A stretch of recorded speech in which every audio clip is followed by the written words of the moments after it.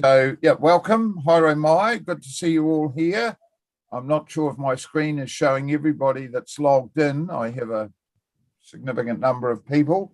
A welcome to Stu, who's sitting in as an observer today. Is Anne Wakefield coming on board, Stu? I'm not too sure, Eric. Yeah. Anyway, if she's here or joins later, we extend that welcome as well.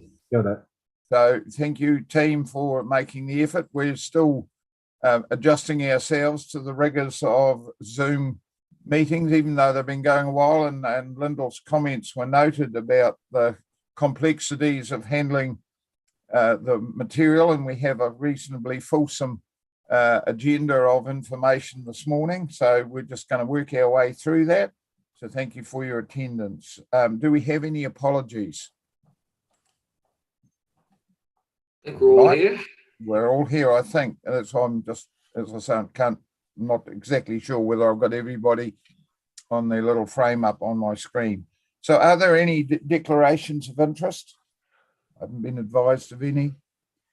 We'll move on to public forums, petitions, deputations. Again, I haven't been informed of any. Not advised. Right. Right. And so we come to the confirmation of minutes. Would someone like to move that they be adopted as an accurate record of the meeting of, I think, November the 3rd, was it? Yep. Someone like to move? Thank you, Alan, Councillor, and thank you, seconded Lyndall. So they're now open for discussion regards erratum or omission. Has anybody got any comment? Right, we're all happy that they are an accurate record. I'll put the motion. Those in favour would say aye. Against no. That's agreed. Or yeah, well, let's just adopt the thumbs up for an approval and thumbs down. Righto, that's fine. So then we go to notification of extraordinary or urgent business. Is there anything we need to note there at this stage? Moving to questions, item 7. Again, I have not been advised of any. Going very well at this stage. We'll move to item 8, Councillor, Chairman and Councillors' reports. Do we have anybody wishing to report on any matters? I think we're still on holiday mode. All right, let's go to item 9 and deal with the items that are listed under item 9. So we'll go to item 1 under 9, which is the RMA reforms. Now, who's can take us through this? Lucy, are you doing this? Or no, this is so Eric, there's a range of reports from a variety of staff here. So being the first meeting of the year, it was the purpose is for us to brief you on the work program. So Janelle is bringing you this first report. Yeah, yes. Perhaps it would be helpful if you just reacquainted us with the process to date, because we're just affirming what's already gone away, I believe. Is that right?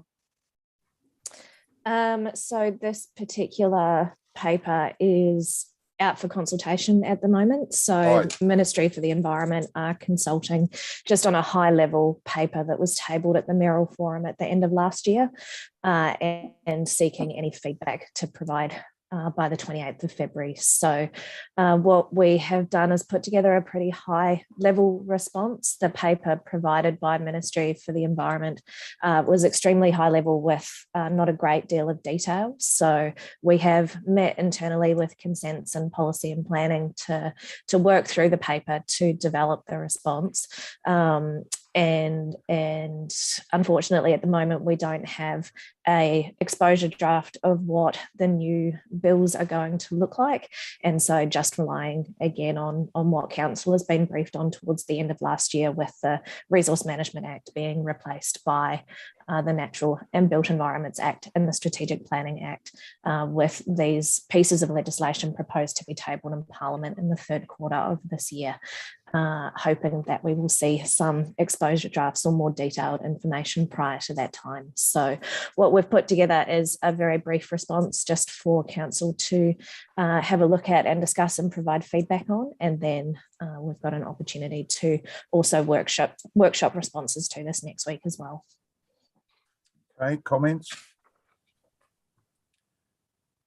So just how are we physically going to handle our responses? Are you asking us to email into you, write to you? Are we having a special meeting to look at this, Janelle, or what's the process from here? Yep. So we've got a workshop scheduled for next week on the 23rd, where we're going to look at this and a few of the other submissions that are out for consultation at the moment. So if there's any feedback today on the draft response, please feel free to provide it. Otherwise, it's there for you to look at and discuss in more detail next week at the workshop. Do we have any initial? Yes, Lyndall? Yeah, just wanted to say that it's well put together and more forthright than sometimes our responses are. So I think that's really good, because there's a whole lot of stuff that's vague and incorrect in my opinion, in the other stuff. So just wanted to say, be as direct as you've got to be. Thank you. Any other comments? Yes, Nicole? Yes, no, it is very high level at this stage, and it's probably hard to put a lot of stuff in there until we see another draft. But good comments on, and could even be a bit blunter, that while we'll go this reform, hopefully we'll see more consistency across the countryside. I think the point, the regional differences point, and being able to have some flavour, I think is a good point to have in there. A couple of questions from me, Janelle. Yes. Have you got any comment on the timeframes that Parliament is actually working on with this? And the second question would be, are we conferring with other either TLAs or environment councils to get sort of a more unified approach to what might be in there? Yes. So to the first question, all we know at the moment is that they're proposing that the two bills will be introduced into Parliament in third quarter of 2022. We have no information about whether another exposure draft for either pieces of legislation will be released, which is a bit concerning for the Strategic Planning Act, because we haven't seen any detail with regards to that. So at the moment, we're just trying to work with Ministry for the Environment to establish what the timeframes are and what opportunities there will be for engagement between now and the bills being tabled. And we are working with other councils through the regional SIG group for resource management related things, and also with other councils in the region. So Southland councils, but also with Otago councils as well. Okay. Yes, Lucy.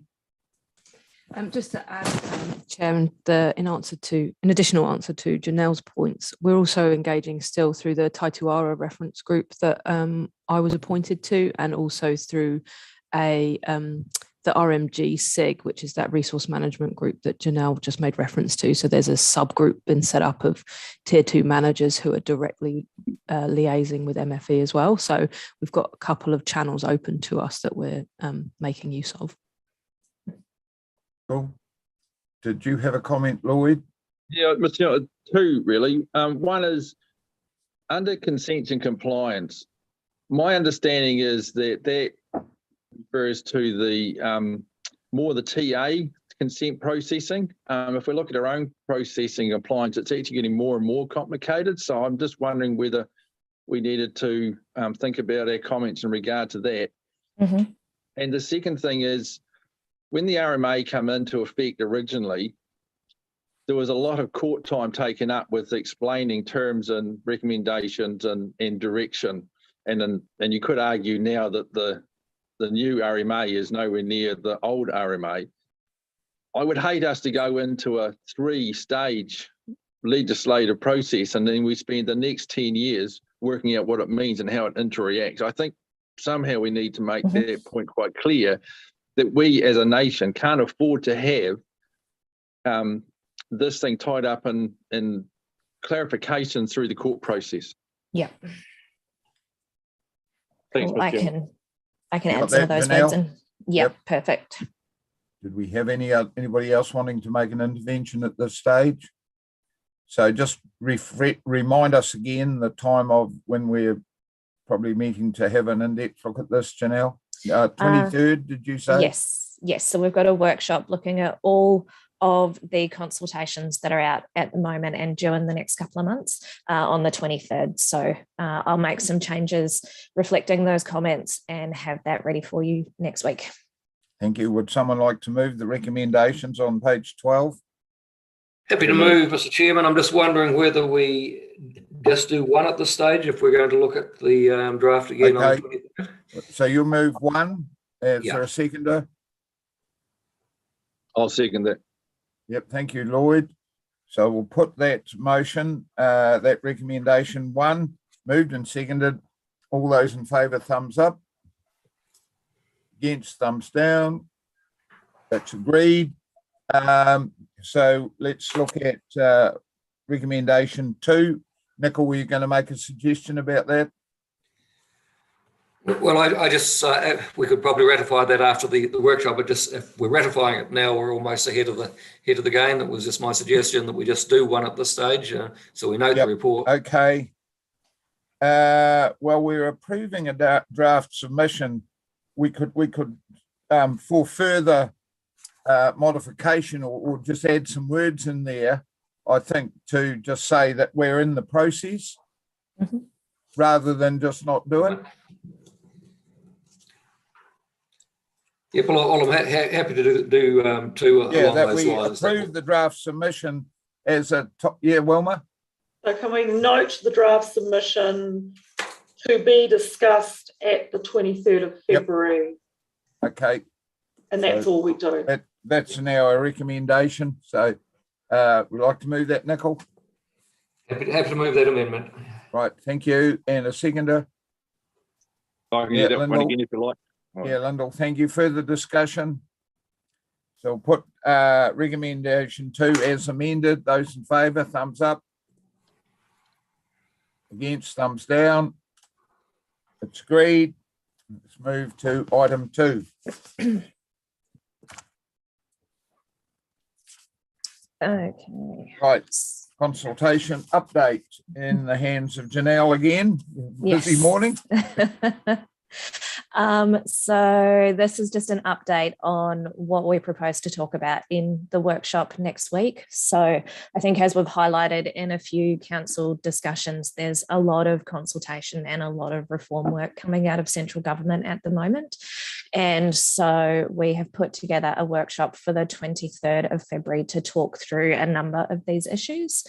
So as we've just discussed, the RMA response, but also looking at a discussion on local government reform and the lead up to their consultations directly with us at the end of March, but also a variety of other things that are coming across our table. So responses to Hawaka Ekanoa submissions on agricultural pricing, also a research green paper, some aquaculture work that is coming out of fisheries, and the variety of other things that are listed in that table as well. So just giving you an update as to what we will be discussing in the workshop next week. So of those items listed there, name of initiative, that's a fairly fulsome list. How many of those are we going to be dealing with? You're going to refine that and let us know? Yeah, we'll prioritise them based on when they're due, when the submissions are due, or if Okay. there's an urgent meeting coming up with any of the stakeholders. Right, anybody got a comment? Are we ready to move the recommendations? I was just Yeah, Jeremy's going to move. Is there a no, second? no. Sorry, I can't. You're going to move. talk. I was just I was trying to get my mute off. Sorry. I was just going to make a comment in regards to obviously if the public are wondering, are confused about all of what's going on. Well, this just adds a bit more to it, isn't it? There's so much going on, isn't it? Bit of a bit of an overload as far as I'm concerned, but that's life at the moment. Yeah, that's why I asked for a bit of prioritization, because that list is very comprehensive, and we need to put our focus against the timeframes that these things are going to be required for response. Any other comments? If not, would someone? Yeah, Lyndall? Oh, I'm happy to move it or second it where we've got to. Move. Yeah, well, we're taking we need a mover. We've got a seconder. Happy to do that. I think Lloyd was indicating. Indicating Lloyd. Yeah. Sorry, Lloyd. You're very small on my screen. I'm sorry. I didn't wish to exclude you. I'm bigger in real life. You're fine statured gentleman. Carry on. The RUC stuff, we're going to be handling it, the Regional Transport Committee. We've delayed a meeting, and it's Otago's going to in early April, I think it is. So could you actually refer to Russell about that stuff, because we'll be dealing with that. I don't know if that helps your timetable, Mr. Chairman. Right. You know that, Janelle? Yes, perfect. Thank you. Cool. Right. So we've got to move it. We're just still needing a seconder. Yeah, thank you, Alan. Right. So I'll put the motion for the resolutions 1 and 2. Those in favour, thumbs up. Against, thumbs down. Right. Move to item 3, which is the matters of information and noting. The transition work plan. And Wilma, are you dealing with this one? So Rachel will give you an update on this. This is the Just Transitions work plan. So councillors may be aware that the Honourable Dr. Megan Woods has written to the local government in this region to provide us with an update of the work programme. And we are engaged with Just Transitions now. There is work happening through the regional forum, but also we do need to talk as a council about what particular areas we may want to take some leadership on or to provide some information on. So Rachel, it's yours to discuss. Welcome, Rachel. Thank you. Tēnā koutou katoa. So just a short update with the draft work plan attached. Most of you, I think, were at the regional hui last year where we had a presentation from MB just updating where the work had got to following the government commitment to go through a just transition process in this region.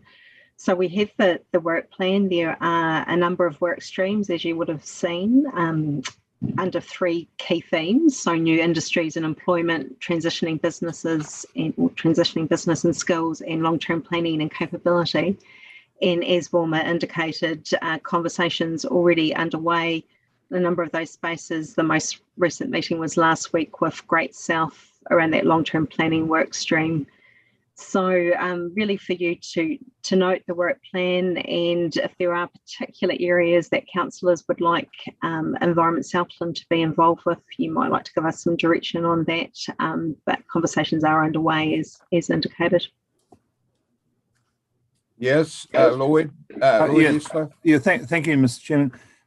We note that that's a wee bit out of date now because the smelter's not closing in the foreseeable future.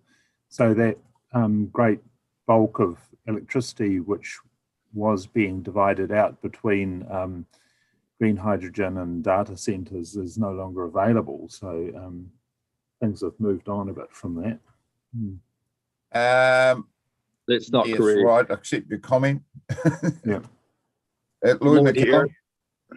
Eric, or Mr. Chairman, I really had difficulty with this work plan, quite frankly, because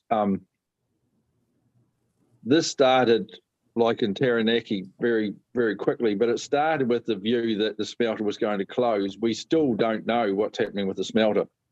And depending what happens with the smelter will depend on whether some of these things actually get off the ground or not. The other thing is that we would need to be building now to actually meet some of the futuristic timelines that we see in front of us, and we're nowhere near that. There's going to have to be some movement or agreements on transition between where we are today to where any of these possibilities are in the future. And some of them really, I don't think, have really got mileage behind them to actually land and take over the gap that Tiwai may or may not have. So I just want to signal, I really have struggled with this work program for quite some time, which is very different to where the original work was from Southland and gaining 10,000 people and finding new ways of doing the same things. So that's just a comment. Yeah, it's in line with the other Lloyd's comment. So any other comments? Yeah, Nicol? Yes, Mr. Chairman. I note that the transition board has been bolstered in recent times, including with yourself on there now. There is a bit. This thing seemed to be circling for a while because the smelter closures dates weren't that certain, but there was an opportunity to extract some government money, and we, while this is going to be a longer process than was initially thought, I think it's good to see that we've got some capable people that are working with transitions. One of my concerns is the transparency and overlap, because some of the areas we'll cover areas that we cover and other Great South and all these things. So I think that is one thing we need to watch, is that there is good dialogue between the groups so that we are all working in the same direction. Lyndall? Thank you, Mr. Chairman. Just to follow on from Chairman Horrell's comments, actually, I think this is an opportunity to keep those dialogues open. And in response to Rachel's question, the obvious whatever the heading areas that we can be involved in are the clean energy and land use under the new industries and employment trend, and to a certain degree the worker transitions, transitioning business and skills, because this is not just about Tiwai. I mean, I know that's kind of its genesis, but actually we need to think a bit more globally and a bit more widely about how this work can affect the how well our region is doing, and that's always been something that we've wanted to do. So the worker transition, and also to a degree the community capability building also. We've all our industries, our primary industries, are affected by those things, and we have to look beyond just what Tiwai does. We have to look to our dwindling rural communities and our young people who need to see that there is a reason to stay in Invercargill or Southland or Winton or Gore. And I see that this work has potential to help with that. But in short, those are the categories that I think we should strive to be involved in, because as we've heard recently, if you're not at the table, you can't have the conversation. Cool. Peter? Yeah, thanks, Mr. Chairman. Just a couple of comments up front and then just a bit of feedback for Rachel.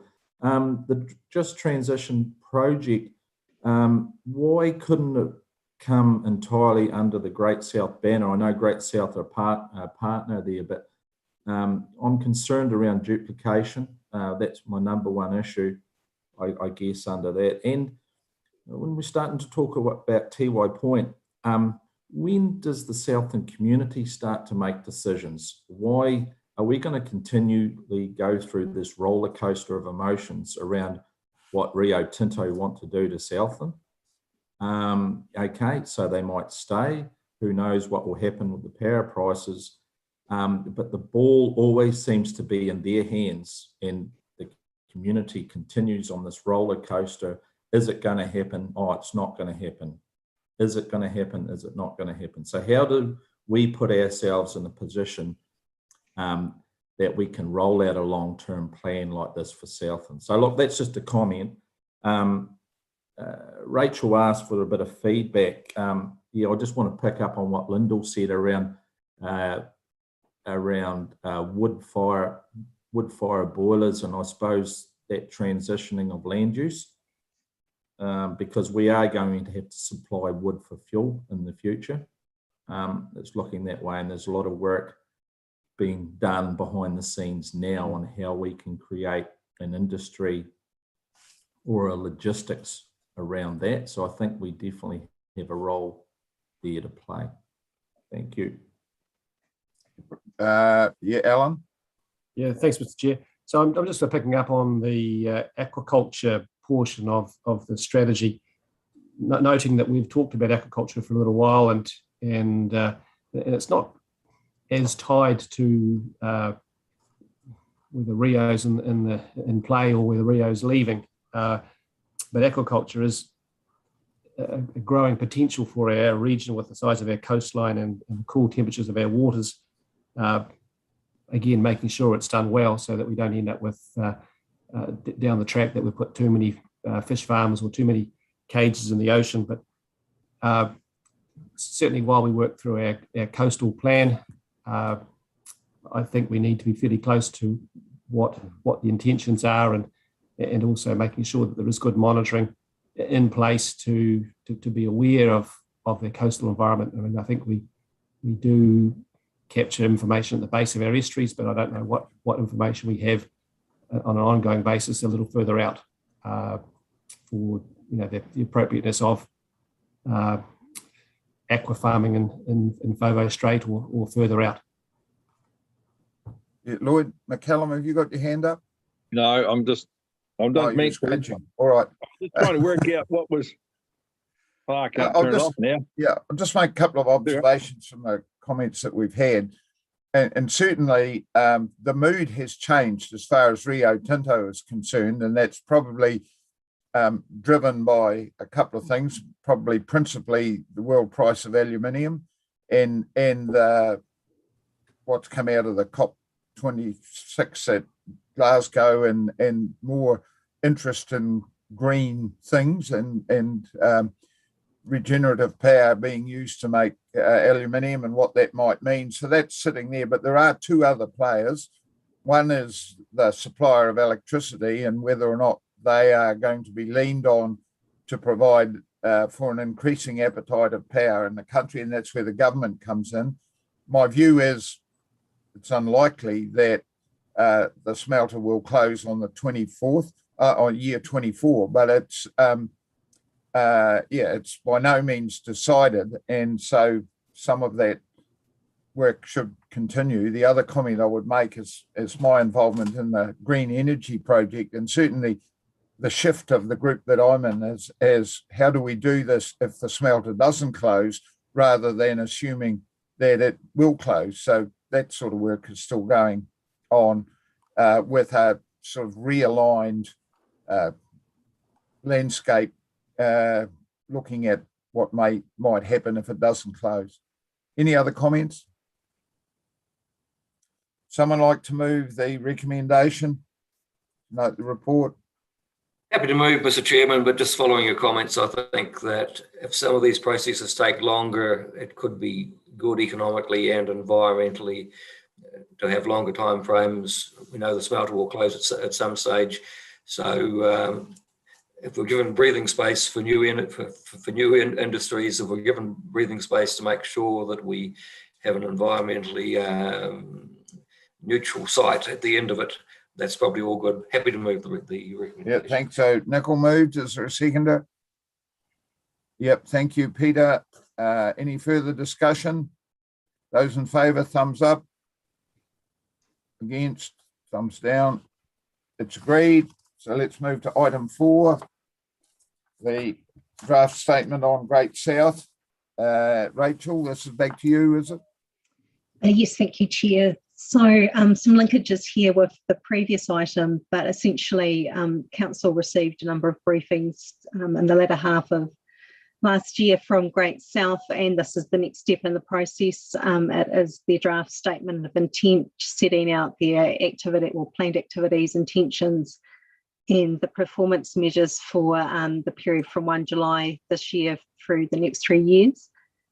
So yeah, the information contained in the document has been discussed to some extent with us already, but some activities that are likely to be of particular interest to us are highlighted in the cover item there. So things like the Swords Reef fish, for example, and some of the work around alternative land uses. So there's a list of things I thought might be of particular interest, but happy to go into discussion and take questions. Right, any questions of Rachel? Mr. Chairman, I just, if I may, I would like them to report to us more often.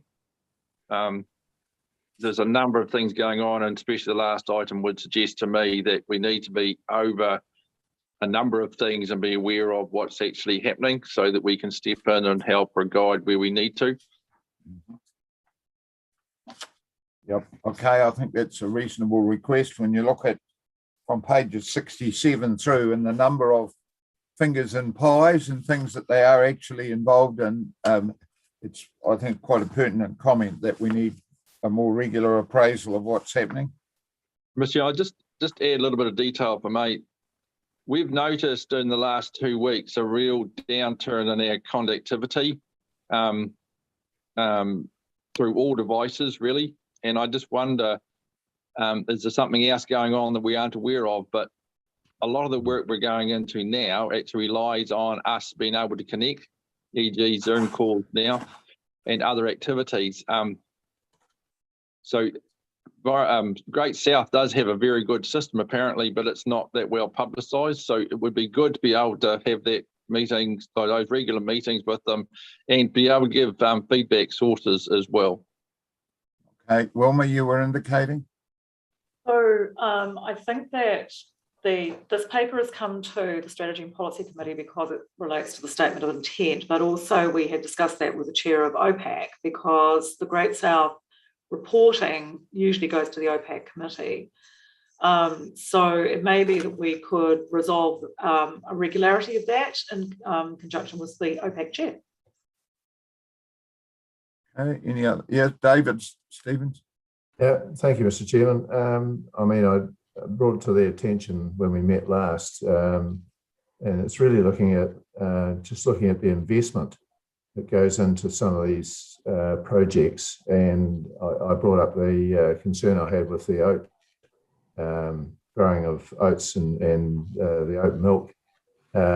Really, it would be a huge help to the agriculture sector and also the environment if that was to go ahead. But the stumbling block I see is, and a concern that I have, is the investment and who gets involved in the shareholding within some of these projects. And if they're not handled well, and there's, if you like, I suppose, a sense of control, which is already there, particularly in the oat milk at the moment, it won't go ahead. I mean, obviously returns have a huge effect on whether people get involved in these projects. So that's a concern I have, and I think that we need to keep really close and keep on them a bit about that, because it's pretty important. I mean, if there's not a return for people to do a certain thing or to change their ways, it won't go ahead. So that's really my concern. Any other comments, Peter?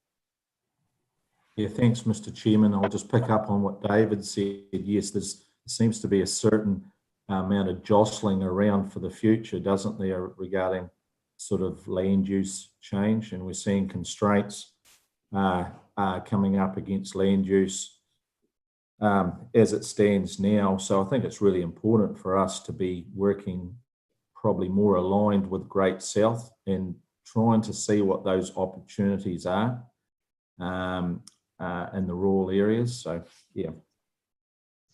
Okay. Yeah, Ellen? Yeah, thanks, Mr. Chair.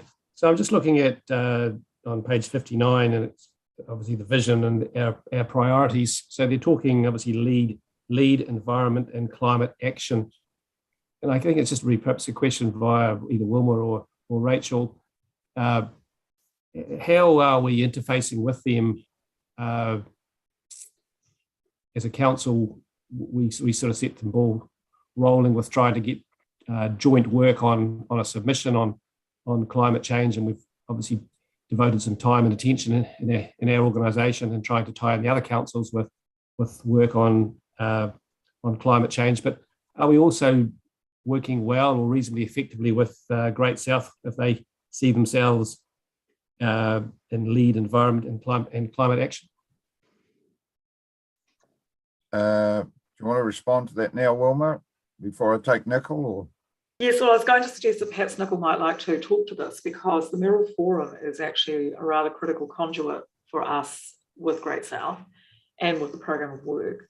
I think, as we just mentioned before, we need to probably have more frequent feedback at council and I think it's through the OPAC committee most sensibly. And Rachel can talk in a bit of detail actually about what we do in terms of, meeting with Great South. But to date, most of that contact has been through those two areas of work. So I don't know if the chair would like, Nicol would like to comment a bit about the Mirror Forum. Nicol had indicated whether it was on this matter or another one, but Nicol, the floor is yours. Yeah, thank you, Mr. Chairman. Looking to this report, I'm quite encouraged with the progress. We are still relatively small players financially, but when I look at the graph on page 61, where the external revenue sources has grown quite substantially. The oat milk, there's been a few projects that have been on the books for a long time, but they're now standalone, which I think is good. So they either will succeed or fail on their own merits. You've got the space program, a lot of things actually happening there, but actually good to have that formal letter of expectation, and this is basically the reply for the year. I take on board, it would be good to be have a bit more contact. We might be small players, but there are areas where we do have some interests. But overall, I think we've made a lot of progress. This really goes back to the launching of swords, and when you think we are probably pretty close to achieving the 10,000 people. 8 or 9 years ago, people would have thought that was a pretty ambitious sort of a target, but things are ticking along, and I think with the governance model that's in place now, Great South are probably still got a wee way to go in some areas, but they seem to be making good progress. Right. Any other comments? Yes, Peter. Yeah, thanks, Mr. Chairman. I think for me, it's quite clear that Great South's role is one of technical role in developing probably solutions around climate change and where to for the province and things like that. But the missing piece for me has always been in governance, and that's where I've talked before at this council about actually taking some leadership for the province. There's so many people they get overloaded with this climate change stuff, and we really need some good on the ground information. We need to start communicating with our community around these issues, especially for households. People saying, oh, what can I do? But there's no one talking to Southlanders about this. And I just reiterate that Great South's doing a fantastic job, and we're very fortunate to have a really group of skilled people sitting in there coming up with solutions for us. But I think it's our job to communicate those solutions, or what you could say, to our community. And we need to be a lot more confident and a lot more direct when it comes to climate change in Southland. Thank you. Could I speak to that one, Mr. Yeah, Robert. Look, I appreciate that Councillor Baird brought this issue up. It leapt out at me, this wish that they have to lead on environmental and climate change issues. I was just astonished that there hasn't been much of a reaction, aside from Councillor Baird and McDonald, about that, because it seems to me we've spent a great deal of time putting together ideas on how we might lead in these issues. I mean, we are branded Environment Southland. It seems as though we're willing to abdicate some vague kind of aspiration we may have had in the past simply because the new boys on the block have said they're going to do it. The point being that they seem entirely unaware that we've been broadcasting a desire to be leaders in those fields, and surely it's as obvious as can be, and yet there it is. They put this out that they want to lead in this manner, and I entirely agree with Councillor McDonald that this is our role, and I feel we've missed the boat, and unless we speak up and follow up on all the work that we've done, and I'm thinking more of the staff here than I am of the council perhaps, it seems as though we're just letting a fabulous and appropriate opportunity go by because somebody else has put their hand up first or appears to be wanting to. Right. How do we reprioritise what our role is with Great South on this? You've got some suggestions, Robert? Well, I feel we need to get our own house in order first. What is it we want? I imagined that we had actually sorted this out. We knew what we wanted to be. Peter's quite right. Southland needs overt, well-publicised, sensible leadership. Particularly, obviously, I'm interested, obviously, in both of those issues. We just don't seem to be doing it, and I sense that they have sensed a gap in the market. And that gap we should be filling. It should, from my point of view, we should be the main players. And how to, well, and Wilma was talking about a greater number of perhaps meetings and reportings back. I guess it's a lack of communication that's happened here. I'm quite astonished, actually, to find ourselves in this position. I'll take Nicol then, Peter. Yeah, look, I don't read it that way at all. I mean, Southland needs to move forward in a united way, and Great South have done some pretty useful reports, which they've actually presented to us. Good information. They talk quite a bit about carbon emissions, but I don't think we should be too pressing and saying this is our field. I think we need to work together and use all information we can to get the results we want. And yep, Peter. Yeah, thanks, Mr. Chairman. Yeah, no, definitely agree there, Nicol, that we need to be working in partnership, and that's why I go back to the technical expertise of Great South. They may be looking to us for governance expertise. So there is a gap, you could say, a gap in the market. We've got under our principles, our long-term plan around community leadership. And we've talked about this for quite some time. We just need to be confident enough to go to the community and say, look, we have a rating relationship with the entire community of Southland, the entire province. It's our responsibility, not alone, but we take a lot of the responsibility to start communicating to you about the future. And I think that's where we need to be heading. I'm not too sure if there's still an element of doubt around climate change in the community, whether this council is reflecting that doubt by our reluctance to move forward with confidence. But I would like to see a change in a more confident way forward. Lloyd Esler.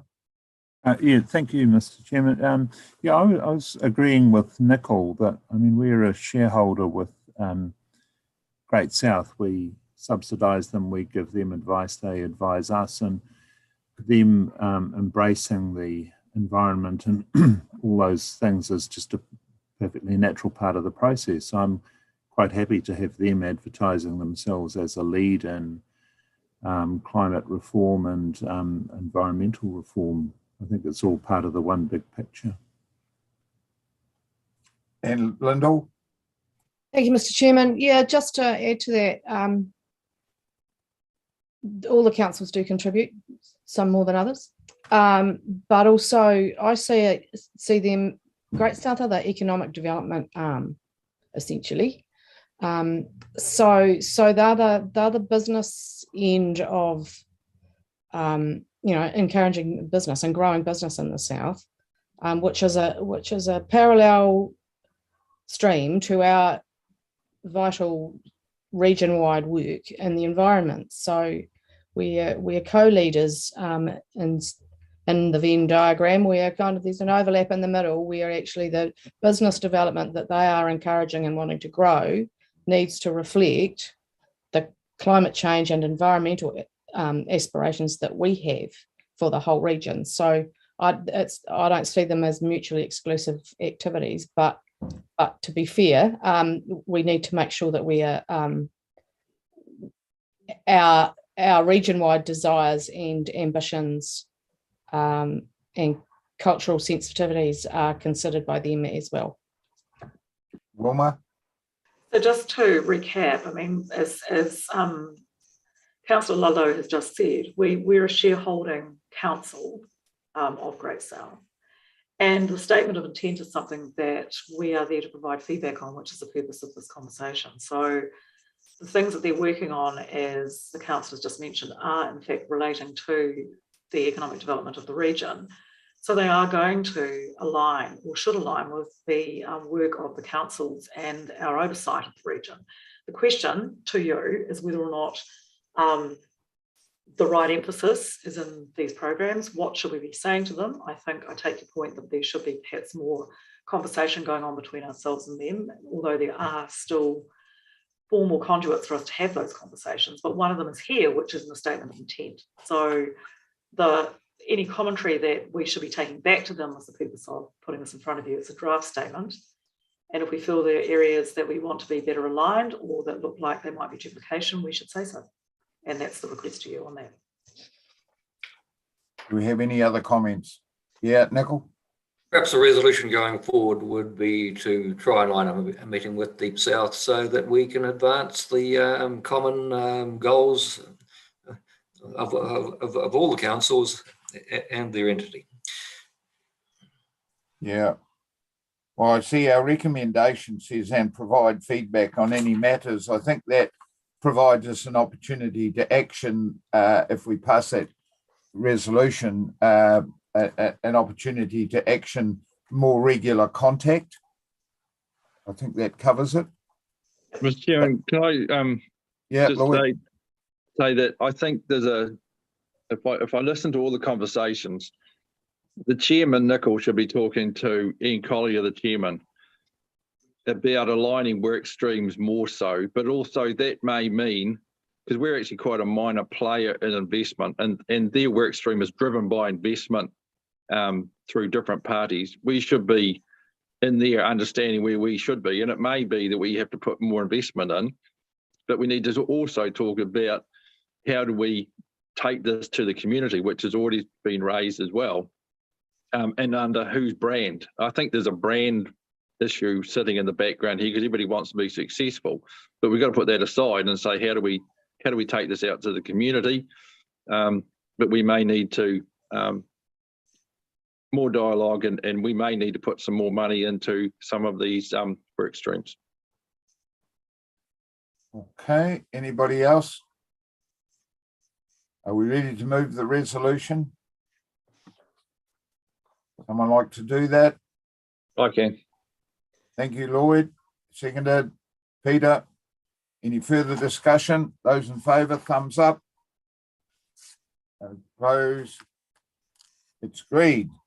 All right, let's move to item 5, and this is just an update on South Water and Land appeals.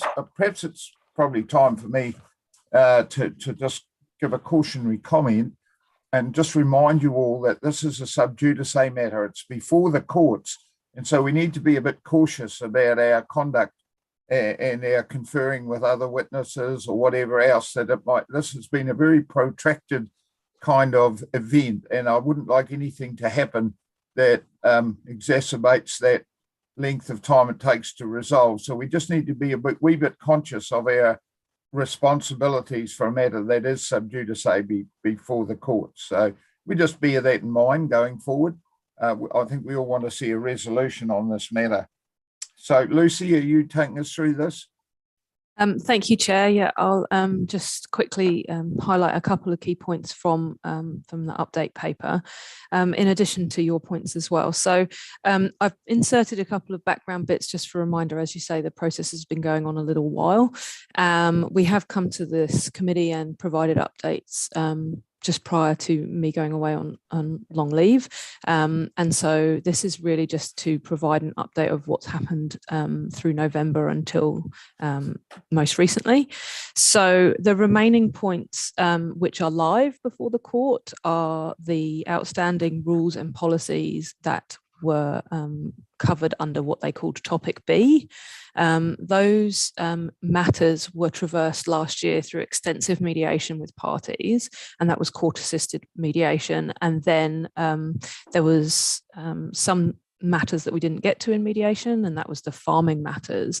So 2 lots of mediation scheduled, and due to bad weather and then to COVID, both got put off. We endeavoured to undertake direct negotiations in order to progress some of those matters, and did make some progress, but there was clear items that we weren't going to make progress on. So the majority of parties agreed we would ask the judge to lay down a hearing, which is now what has happened. So the way that the hearing is going to be managed and running is that we've been split into another 3 tranches. So we've got the first load of hearings starting on the 14th of March. And those matters are going to be issues that are not settled and haven't been settled as part of the mediation. So there was some paperwork that was attached to the paper and is in the public forum in terms of how we are assisting the court. We've had to submit mediated outcomes and where the parties have all got to on a vast array of those subtopics. And so that first tranche of the hearing will be to tackle any items that are still live. There will be 2 remaining tranches, one to deal with B1. There was some outstanding matters there regarding Wilkins appeals points, and tranche 3, which will deal to the activity status of Manapuri, the power scheme at Manapuri. So outlined in the paper are those some pre-hearing steps that we've been undertaking in preparation for the 3 tranches of hearings to come. There's been expert conferencing that happened through November into December, and a number of joint witness statements were produced as part of that. One thing worth noting that was a really helpful process for us to go through, and the planners submitted jointly at the end of that process to the court to note that the issues that are live have been significantly narrowed, which is really good. There's obviously an extensive amount of evidence and documentation being exchanged, and has been since that, and we filed our evidence in chief in response to parties last Friday. The next key date is next Tuesday, which is the 22nd, which is when all parties have to file their rebuttal evidence and to be very clear about what their final relief that they're seeking. So I'm happy to answer any questions. I also made note in the paper about the judicial conference that we had last Thursday. That was principally around procedural matters and about getting clarification from the court about how the hearings are going to be progressing and how she wants them to run. So nothing really of note to report to you on that, but I can answer questions if you have any. So thank you, Chair. Questions to Lucy? I've got a question, Mr. Chairman. Yep, and so is Alan Beard. We'll take Lloyd first. Thank you, Mr. Chairman. Lucy, given the information you have in front of us, will we see this plan out of the court process and being able to be signed off within this council term, or does it look like it's going to be in the next council term? It's tricky to say, and I wouldn't like to make any commitments one way or another, being that we are before the court and in her hands.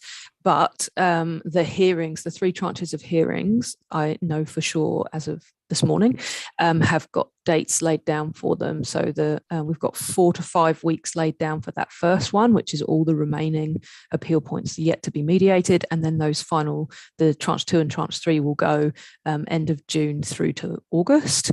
So I would be surprised if all matters are resolved and all decisions across all matters are settled within this term.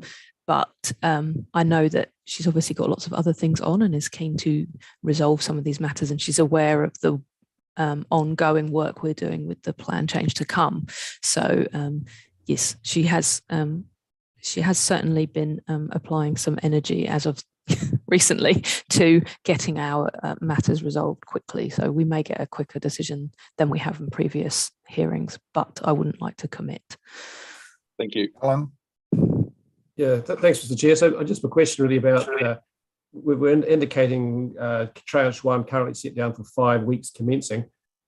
So will the court sit on their issue for continuously 5 weeks, or is it over a 5-week period? We'll take a Monday and a Tuesday, or how is that expected to work? 25 days potentially, or something less than that? So within tranche 1, what she's decided as of the conference that we had last Thursday is that effectively she's going to deal with this in 3 kind of pieces. So there's a number of items that were settled, or positions that have been put forward as settled from the mediation. So she wants to hear about those, and she's asking for kind of any additional evidence that's required that she might need. So that'll be the first week, and that will probably just take a week. Then she will traverse those matters that have been parties have agreed as per the joint witness statements. So that's effectively her just needing to hear from us directly in terms of how we've agreed our joint positions. So that's likely to take that first 2 weeks, and then she's likely to take a recess and issue a decision on those matters in the week in between, which I think falls over Easter, or is certainly closing in on Easter. And then the 2 remaining weeks will be used for any items that haven't been resolved through either mediation or the expert conferencing. She is very conscious of the fact that given COVID and everything else, we have a courtroom booked, and we will be making use of that, but it's all going to be done via AVL. The hearing will be all done via Zoom or similar, my Teams, etc. So yes, that first 5 weeks is likely to be used for the hearings of matters that have either been previously settled or narrowed, and then the still disputed items for topic B5. And then it's likely that those tranche 2 and 3 parts, which I've mentioned in terms of Wilkins and Manapodi, the power scheme, will take another week to 2 weeks for both of those.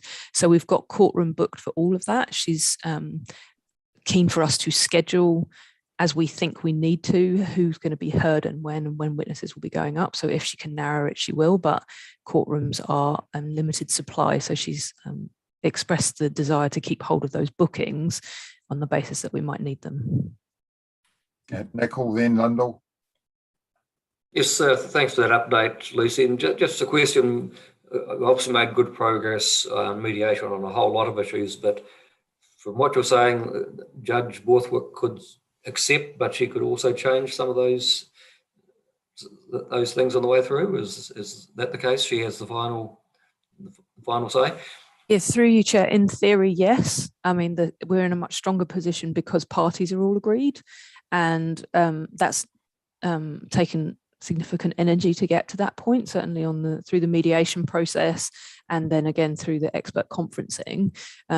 Appellants from all sides kind of coming to a place where we're happy across multiple issues. So the risk of the judge undoing some of that is reduced. However, she holds the ultimate power and can make the call in terms of what is the best outcome for the plan.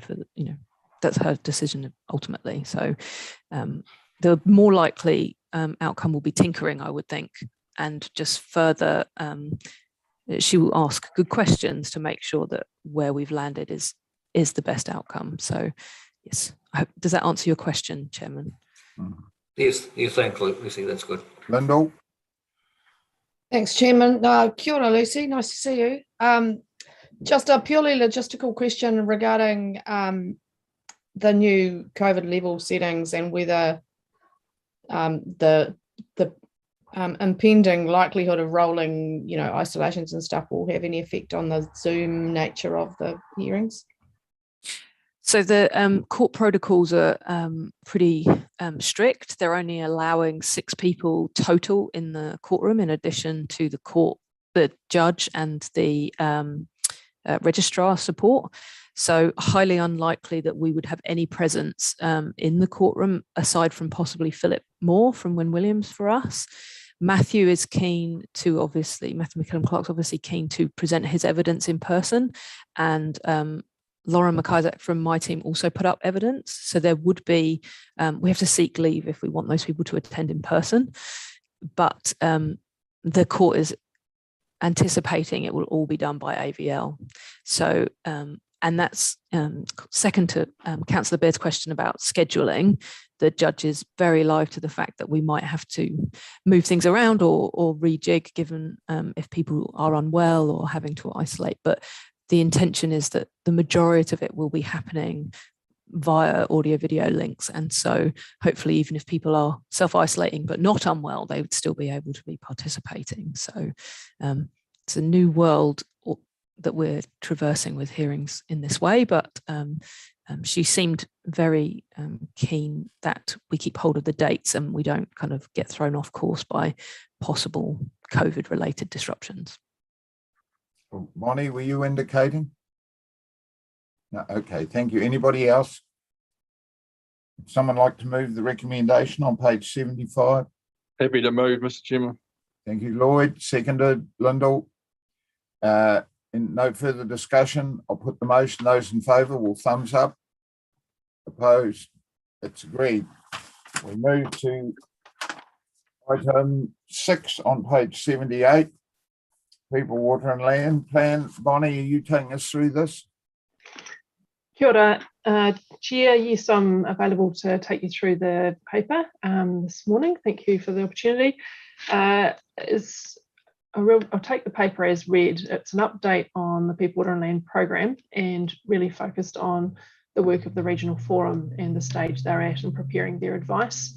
And you know, as you're aware, we had quite a good workshop last Thursday, with the Regional Forum Chair and Deputy Chair, who took us through some of their thinking and did some work with you around the complexity of methods and some of the challenges that they're looking at in that space. You know, as outlined in the update, we are actually in a workshop yesterday and today. So I've stepped out of the Regional Forum workshop, which is also online, to provide you with this update. That is going really well. Everyone is engaging online, albeit that's not their preferred method for engagement. They would far rather be in person, but it is a really good workshop and everyone is present and engaged.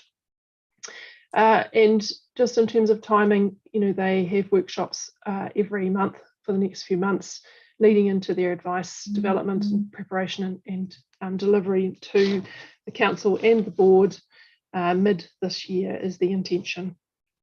And also, as noted in there, you know, the Regional Forum are considering topics and concepts such as co-governance, co-design, co-management, you know, catchment holder planning, how we might use risk as guidance for how we might utilise the land, catchment design, how we might repurpose land where it may require or may be needed for other purposes, best used for other purposes, how we might restore wetlands, how we might manage water in the urban and industrial environment, how we might look at reward schemes to support change, and you know, what sort of other mechanisms might be used to help support and enable people to shift and change as they might need to do over a generation. So, and what those steps might look like over that time frame as well.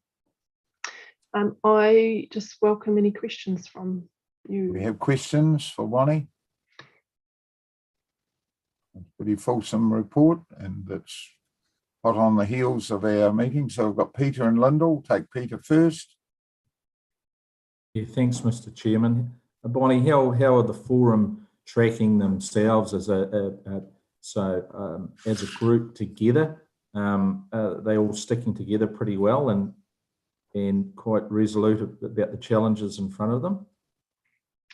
Yes, thanks, Councillor McDonald. Yes, they are tracking really well. I did sense a level of anxiety yesterday morning when we first met. I think a combination of not being able to meet in person and just haven't met since December. So I think it was very timely to bring everyone together.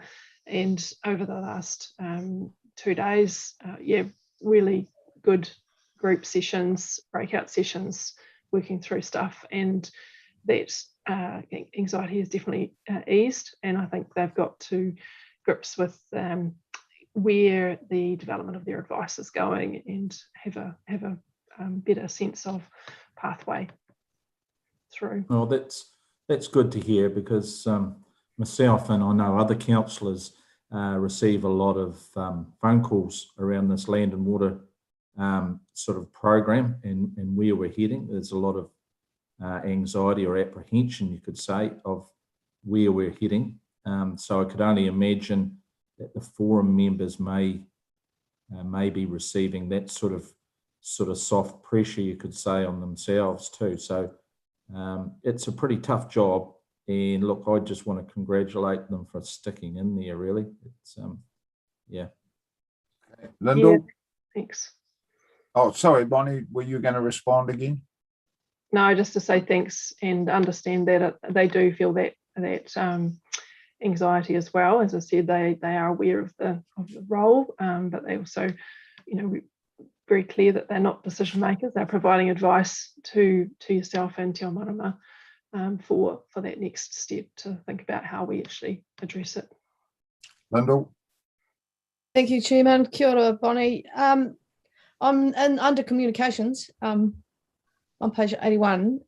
It just made me, and yeah, it looks good, but it just made me wonder, given that we are now meeting via the atmosphere, has there been some thought? What thought has been put into the community rollout of this information? Because getting people in a room, or getting people in a hall, or getting people in a small space is maybe not going to be an option for a while. So what thought's been given to alternative ways to roll some of that stuff out?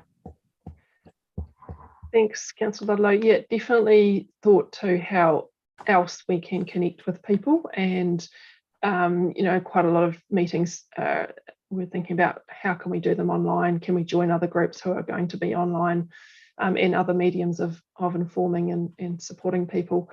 I know that I'm not sure, Wilma, if you've got any comments, because you've been working through this in other communications pieces, no doubt, in this new setting that we're in. Yes, so there are a range of online tools that we're about to release, one of which is a webinar, which will enable people to go through and work through the information that would happen in the face-to-face presentation. So I'm just been seeking an update on the date for release for that, but I know that that is well underway and is due to happen very soon, and by soon I mean this month. And I've also got sitting in front of me actually the approval of some other online content to go up for that reason, because we are actually going to be needing to use online processes much more. Any other questions or comments? David? Thanks, Mr. Chairman. Hi, Bonnie. I probably should have asked this question the other day, but really it's, are the forum quite happy? I mean, there's some vulnerable communities within Southern to do with the climate. Have they met with them, or are they happy with the information they're getting regards those areas? And I'm thinking of particularly up in this area here where we've got a couple of hotspots, which I hate using that term, but have they been communicating with those areas, or are they expecting those areas to come along to those meetings? And just, have they got enough information as to the effect and just how that's going to work within some of those communities? Because there's a bit of a serious concern out there, and I just think that connection needs to be made.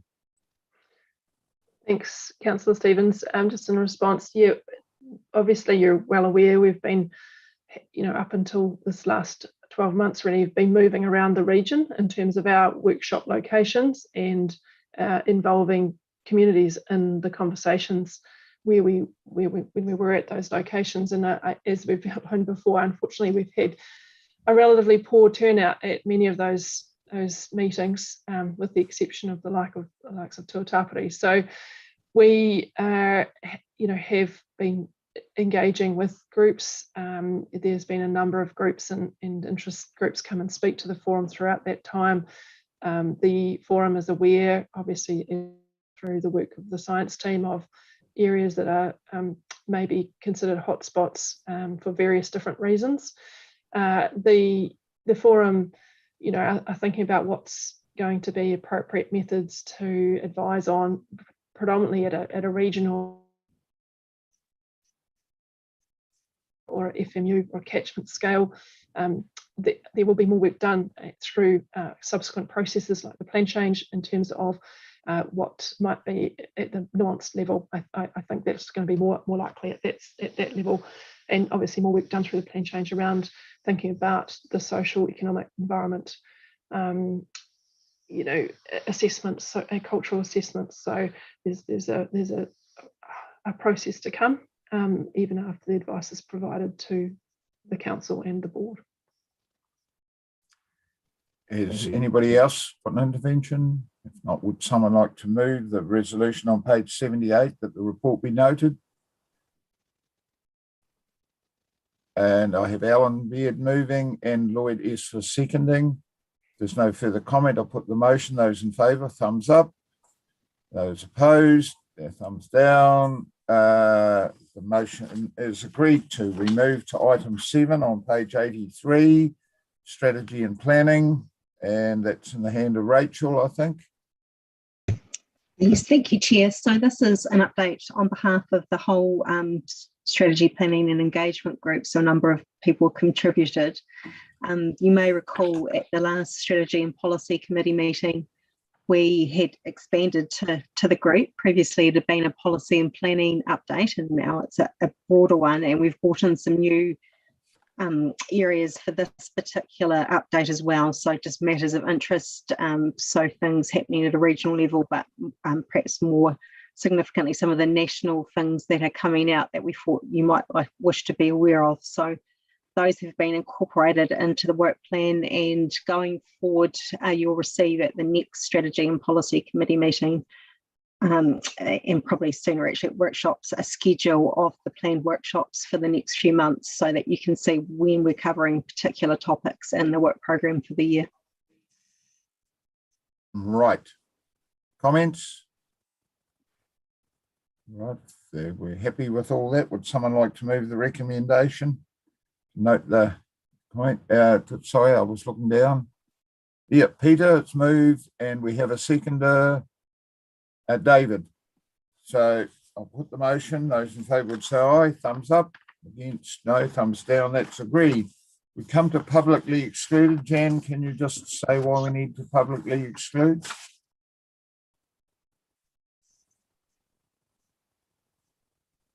Sorry, I can do that. Oh, you can do that, right?